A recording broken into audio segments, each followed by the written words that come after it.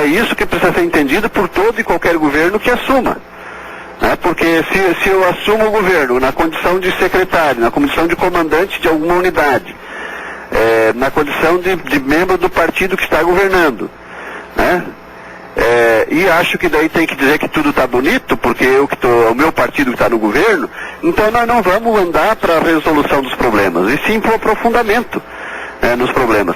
Precisa se admitir que o problema é histórico, que vem de longa data, que o problema não é de fácil resolução, que não dá de tapar o sol com a peneira, e apresentar os dados e a realidade tal qual ela é. Então, assim, além de faltar efetivo, o que é preciso e possível fazer hoje e de forma imediata é a valorização dos policiais que estão na ativa, que estão trabalhando. Não só os que estão na ativa, os que estão na reserva também, porque trabalharam 30 anos para as instituições. Deputado, sim. Quando o senhor fala em governo, o senhor se refere a qual governo específico? O Estado ou o governo federal? A segurança pública nos estados, Polícia Militar, Polícia Civil, Corpo de Bombeiro, Instituto Geral de Perícia, Sistema Prisional, é a responsabilidade dos governos estaduais. E isso está nas constituições, a federal e as estaduais. Então, assim, o aporte principal e a responsabilidade constitucional é do governo estadual. No entanto, e foi interessante a tua pergunta, no entanto, é preciso, necessário e urgente que o governo federal invista cada vez mais na segurança pública nos estados. Tome medidas. Algumas coisas foram feitas nos últimos anos, mas muito aquém daquilo que é necessário. É preciso definir, inclusive, nas constituições federais e nas constituições estaduais, um percentual mínimo do orçamento para a segurança pública, porque não tem.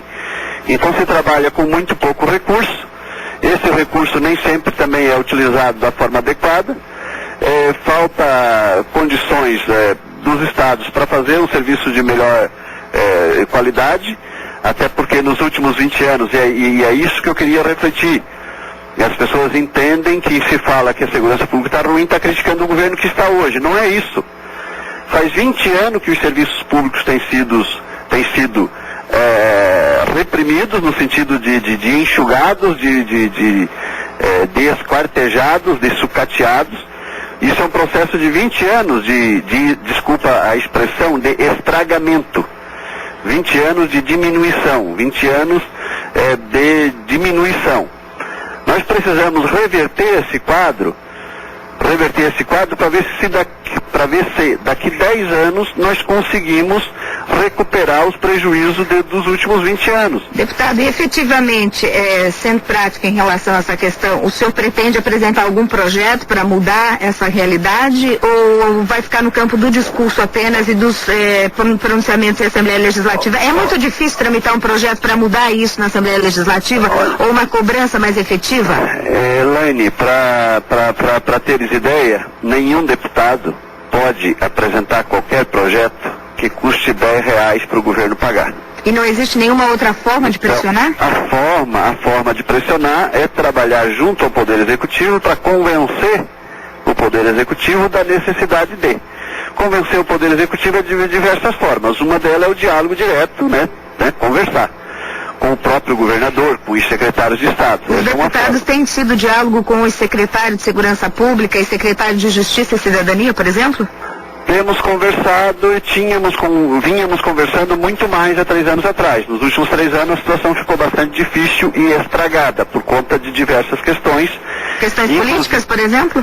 Inclusive por essa avaliação que eu estou fazendo, Uhum. Agora eu estou fazendo essa avaliação e todo mundo está escutando e achando que não é para si a crítica, porque não tem ninguém no governo.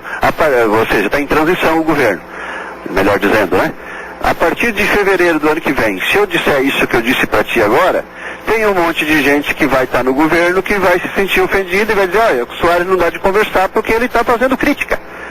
Eu estou fazendo uma avaliação de um processo histórico, de uma necessidade social e objetiva, Não se trata do deputado ir lá e resolver, porque o deputado tem que falar com as autoridades do Poder Executivo, tem que falar na tribuna da Assembleia Legislativa, tem que, quando perguntado, por um jornal, por exemplo, por uma rádio, tem que dizer aquilo que precisa ser dito e não escamotear nenhuma realidade. E se eu pudesse fazer um projeto para resolver os problemas da segurança pública, por certo, nem precisaria eu ser deputado, porque outros já teriam feito antes, né?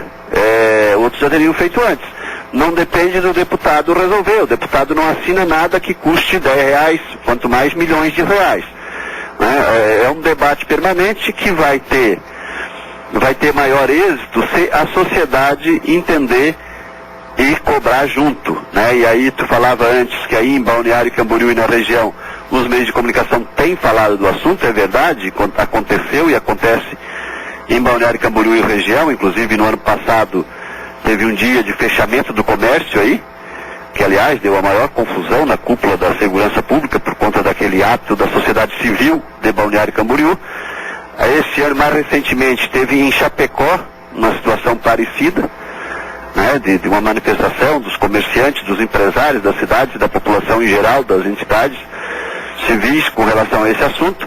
Então aí sim, se focaliza e se faz um debate naquele momento.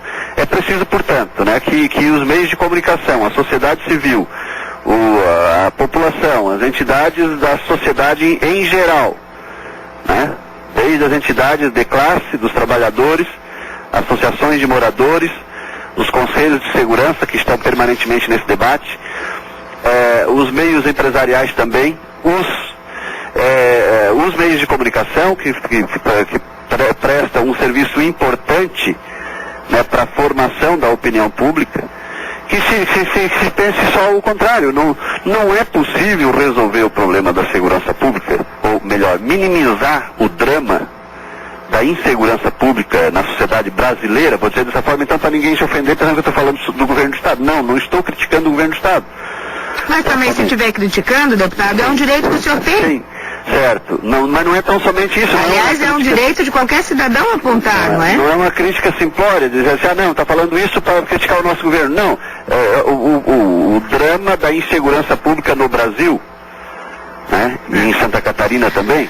É verdade. Deputado, só para concluir, que meu tempo está acabando, mas eu gostaria que o senhor concluísse para a gente nos encaminharmos para a conclusão dessa entrevista. O que tem que acabar, se o senhor me permite, no Brasil, deputado, é a fala um tanto quanto amedrontada, que ainda muitos líderes têm, justamente no sentido de, eu não posso ir de desencontro a isso, aquilo, aquele outro, eu não posso confrontar o fulano, Beltrano.